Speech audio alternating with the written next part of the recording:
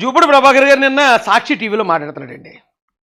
మానవత్వం అనేది ఏ రాజకీయ నాయకుడికి ఉంది అనే దానికి ఒక్కసారి మీ దగ్గర ఉంటే, జగన్మోహన్ రెడ్డి గారు ఓదార్పు యాత్రలో తిరిగినప్పుడు ఉల్లంతా పుల్లున్నటువంటి ఒక ముసలి వ్యక్తిని కుటుంబం వదిలేసి నులక మంచం మీద పెడితే ఆ దారిలో పోతూ పోతూ అక్కడికి వెళ్ళిన ఆ మనిషి జగన్మోహన్ రెడ్డి మంచం మీద కూర్చొని అతన్ని ఈ విధంగా అత్తుకొని పుళ్ళు సారివి వాసన వస్తుంది, రసిక కారుతో ఉంది, ఇలా ముద్దు పెట్టాడు సార్. నేను ఏంటి ఎవరికి పెడుతున్నావు అని అన్నాను సార్. నన్ను నెట్టేశాడండి. నీకు అర్థం కదా పో అన్నాడు.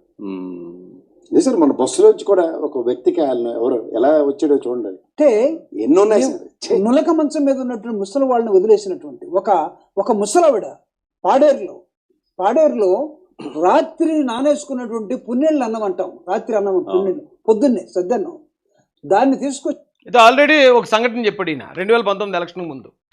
2019 ఎలక్షన్కి ముందు ఐపాక్ టీం చాలా గట్టిగా వేసింది స్ట్రాటజీలు. దానిలో భాగంగానట ఎవరో ఒక ఒళ్ళంతా దారుణంగా ఉన్న వ్యక్తి, ఒళ్ళంతా చాలా సేకరంగా ఉన్న వ్యక్తిని తీసుకుని ముద్దెట్టుకున్నాడట. ముద్దెట్టేసుకుంటే వెంటనే ఈయన అడిగాడట, ఏంటి అలా పెడుతున్నావు, స్మెల్ వచ్చేస్తుంది కదా అంటే, ఎలవా నీకేం తెలియదు అన్నాడట. చూపుడన్నా నీకేం తెలియదని ఎందుకన్నాడంటే, అది ఐపాక్ స్ట్రాటజీ అని నీకు తెలియదు అన్నాడు. వాళ్ళు అక్కడ ఆ క్యాండిడేట్ని అక్కడ పెట్టడం, అక్కడ నులక మంచం వేయటం, అక్కడ ఇలాంటి అనారోగ్యంతో ఉన్న వ్యక్తిని నాడు కూర్చోబెట్టడం, జగన్ గారు పాదయాత్రలు వెళ్తూ సడన్గా ఒక లుక్ ఇలాగ వేసినట్టు చూడడం, వెంటనే వెళ్ళి అక్కడ ముద్దు ఇవ్వడం అనేది అది ఒక సీను. సినిమాల్లో సీన్లు ఉంటాయి కదా, అలా ఒక సీన్ అది. నీకు ఆ విషయం తెలియక ఏంటి నువ్వు అదంతా నిజంగా చేసేస్తున్నాడు, నువ్వు కంగారు పడ్డావు. అప్పుడు జగన్ గారు ఈడేడు మొత్తం చెడదొబ్బిలాగా ఉన్నాడు, మొత్తం ప్లాన్ అంతా చెడదొబ్బిలా ఉన్నాడు, వెళ్ళి అతలకి వెళ్ళి నీకేం తెలియదు వెళ్ళి అతలకి అని తిట్టాడు నిన్ను. కానీ నువ్వు నీలాంటి వాళ్ళు ఎవరైతే ఉన్నారో ఇంకా అమాయకులు, అలాంటి వాళ్ళు ఎక్కడైతే నమ్మేస్తారో అనే ఇప్పుడు నా ఈ తాపత్రయం, ఇదంతా ప్రజలకు చెప్పే ప్రయత్నం. వచ్చి జగన్మోహన్ రెడ్డి గారికి తన ఆ కుండలో నుంచి తీసి ఇలా పెట్టిందండి. ఇలా పెట్టినప్పుడు మూతంతా ఎంగలి ఎందుకుంది, లోపల తిన్నాడు, ఇదంతా ఉంటే తన బయటతోటి తుడిసిందండి. ఆవిడని గట్టిగా వాటేసుకుని జగన్మోహన్ మాట వరుసగా ఎమ్మెల్సీ చేసాడు కానీ చాలా తెంగరోడండి.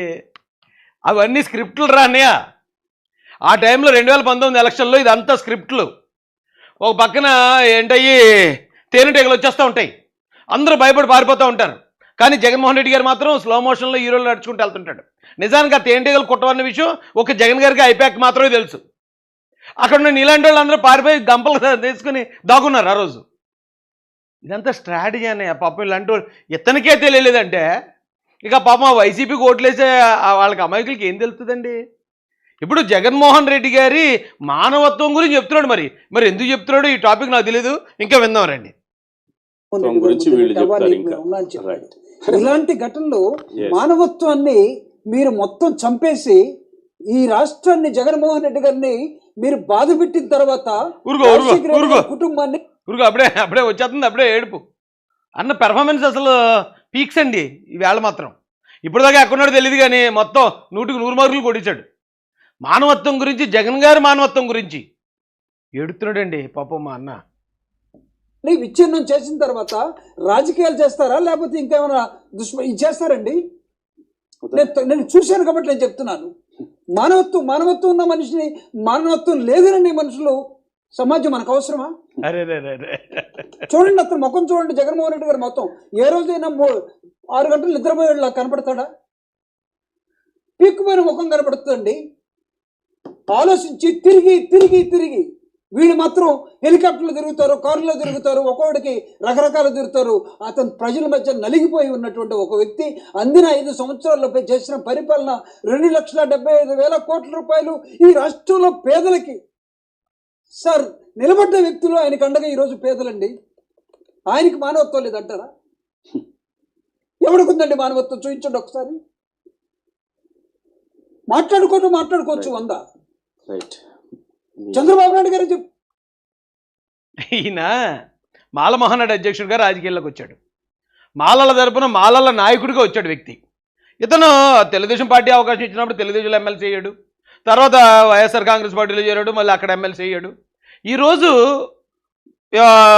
జగన్మోహన్ రెడ్డి గారు మానవత్వం గురించి మాట్లాడుతున్నాడు.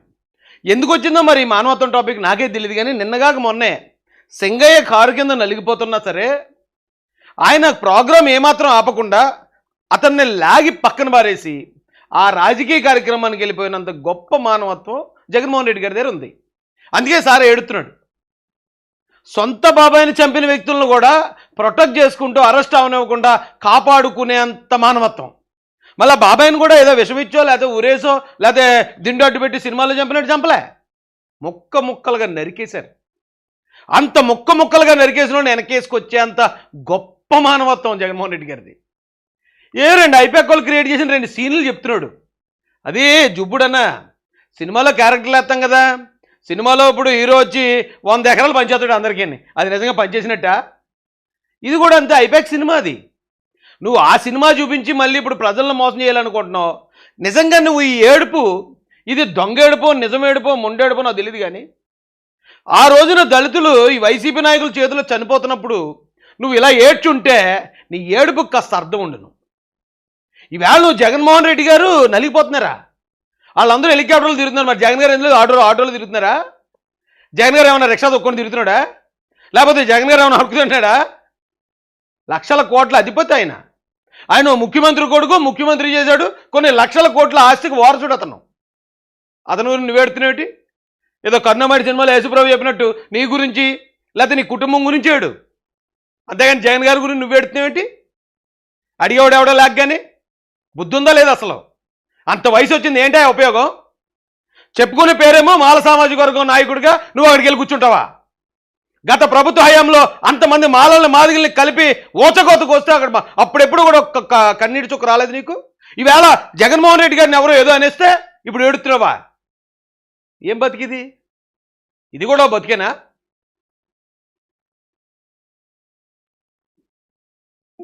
ఇలాంటి దుర్ఘటనలు జరగవని జరుగుతాయి, జరిగితే చూసే విధానం ఏంటి అంటే జగన్మోహన్ రెడ్డి గారిని కూడా ఇంట్లో నుంచి లాక్కెళ్తారా నువ్వు ఆ రోజు కారులో ఉన్నావని?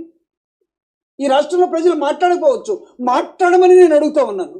ప్రజలు నేను నోరు తెరవమని అడుగుతా ఉన్నాను. ఇప్పుడు నీ నోరంటే పగులుతుంది, జనం ఎందుకు మాట్లాడట్లేదో ప్రజలందరికీ తెలుసు.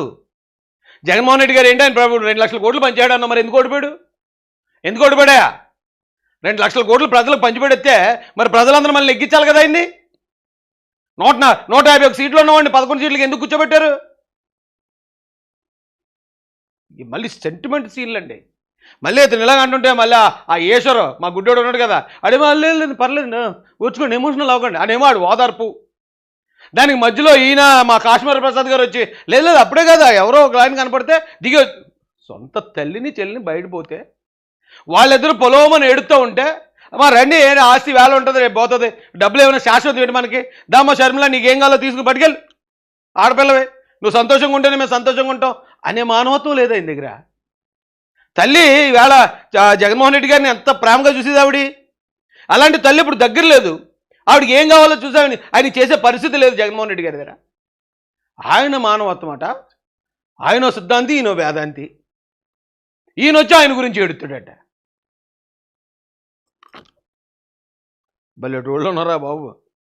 ప్రజాస్వామ్యం బతకడం కోసం డాక్టర్ బాబాసాహెబ్ అంబేద్కర్ ఇచ్చిన రాజ్యాంగాన్ని నిలబెట్టుకోవడం కోసం మీరు దయచేసి మానవత్వం పేరుతోటి మనుషుల్ని, మానవత్వం ఉన్న వాళ్ళని చంపద్దు సార్.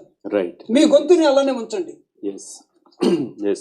జూపుడి గారు మీ ఎమోషన్, మీ ఆవేదన. జగన్మోహన్ రెడ్డి గారిని ఎవరు చంపుతున్నారు? జగన్మోహన్ రెడ్డి గారిని చంపుతున్నారు అయితే ఎవరన్నా ఆయన చంపొద్దంటే ఈయన ఆయన వెళ్తుంటే ఆయన టైర్ల కింద పడి జనాలు చచ్చిపోతుంటే ఆయన ఎవరు చంపుతారా బాబు? ఆయన చంపాలనే ఆలోచన కానీ ఆయన చంపాలనే ఉద్దేశం కానీ ఎవ్వరికి ఉండదు. రాజకీయం చేస్తారు అంతే అవతల పార్టీలు, గెలవడానికి రాష్ట్ర అభివృద్ధి చేయడానికి వాళ్ళు ఏం చేయగలరో చేస్తారు తప్ప ఈ చంపటాలు నరకటాలు కొయ్యటాలు అవి తెలుగుదేశం పార్టీకి జనసేన పార్టీకి అలవాట్లేదు ఇప్పుడు దాకా. ఈవేళ నువ్వు వచ్చేసి టెలివిజన్ ఇచ్చావు, బాహుబలి సినిమాలో అమరేంద్ర బాహుబలి అన్నట్టు ఇచ్చవచ్చు జగన్మోహన్ రెడ్డి గారికి. వాళ్ళ ఇంట్లో వాళ్ళకి లేదు అంత కన్సర్న్ ఆయన మీద. మరి నీకు ఏమి ఇచ్చాడో నాకు తెలియదు కానీ బాబా ఏం పెర్ఫార్మెన్స్ ఇచ్చావునా. అంతమంది దళితులు చచ్చిపోతే, దళితుల పథకాలన్నీ రద్దు అయిపోతే, దళితులు కనీసం ఒక్క గవర్నమెంట్ ఉద్యోగం 5 సంవత్సరాలు రాపోయినా నీ కంటెమ్మట ఒక్క చుక్క రాలేదు బయటికి. ఈవేళ ఆయనకి ఏం కష్టం లేదు, ఆయన కింగ్లా బతుకుతాడు. ఆయన రాజకీయాల్లో ఉన్నా రాజకీయాల్లో లేకపోయినా కొన్ని లక్షల కోట్లు ఆస్తి ఆయనకి జగన్మోహన్ రెడ్డి గారికి. నీకేముంది? నీ జాతికేముంది వెనకతల? ఎవరి కోసం ఎవరు ఎడుతున్నారా ఇక్కడ? ఏంటి పెర్ఫార్మెన్స్లు ఏంటి? ఇప్పుడు ఇలాంటి కొత్త స్ట్రాటజీలతో దింపుతున్నారండి ఐపాక్. ఇప్పుడు ఇలాంటి వాళ్ళు మళ్ళీ పెయిడ్ ఆర్టిస్టులు వస్తారు, వీళ్ళేదో సెంటిమెంట్ పండిస్తారు, ఏడుస్తారు, పెడపప్పులు పెడతారు, జనాన్ని మళ్ళీ నమ్మింతారు. కాబట్టి రాష్ట్ర ప్రజలు అప్రమత్తంగా ఉండాలి. ముఖ్యంగా తెలుగుదేశం జనసేన కార్యకర్తలు కూడా ఇలాంటి తప్పులన్నిటిని, ఇలాంటి తప్పుడు ప్రచారాలన్నీ ప్రజలకు ఎప్పటికప్పుడు చెప్పాలండి. ఎందుకంటే 2019 ఎలక్షన్ ముందు ఈ తప్పుడు ప్రచారాలను మనం సమర్థవంతంగా ఎదుర్కోక ఆయన గెలిచాడు. 2024లో సమర్థంగా ఎదుర్కొన్నాం కాబట్టి ఆయన ఓడిపోయాడు. మళ్ళీ ఇప్పుడు 24 నుంచి 29 మధ్యలో మళ్ళీ ఇలాంటి ప్రచారాలు మొదలుపెట్టారు. ఇప్పుడు కూడా ఆదిలోనే దీన్ని అడ్డుకోవాలి. ఆదిలోనే ఇలాంటి తప్పుడు ప్రచారాలు పీకి పారేయాలి, లేకపోతే మళ్ళీ ప్రమాదం వస్తుంది. నేను చెప్పాను కదా పత్తిత్ రెడ్డి అని, చింతపండు పత్తిత్ రెడ్డి. ఈయన అంటే ఇప్పుడు ఇలాంటి ఆర్టిస్టుల గురించి కూడా చెప్పాలి ప్రజలకి. వాళ్ళు ఏమనుకుంటారంటే ఇప్పుడు దాకా వీళ్ళు వైసీపీలో చూడలేదు కదా, వీళ్ళు వైసీపీకి సంబంధం లేదేమో, అరే ఎవడో సామాన్యుడు కూడా ఇలా మాట్లాడుతున్నాడు చూడండి అని ఆశ్చర్యపోయే మా జూపుడు ప్రభాకర్ లాంటి అమాయకులు ఎంతోమంది ఉంటారు. వాళ్ళందరి కోసం మనం ఖచ్చితంగా చెప్పాల్సిందేనండి. వీళ్ళందరినీ పరిచయం చేయాలి.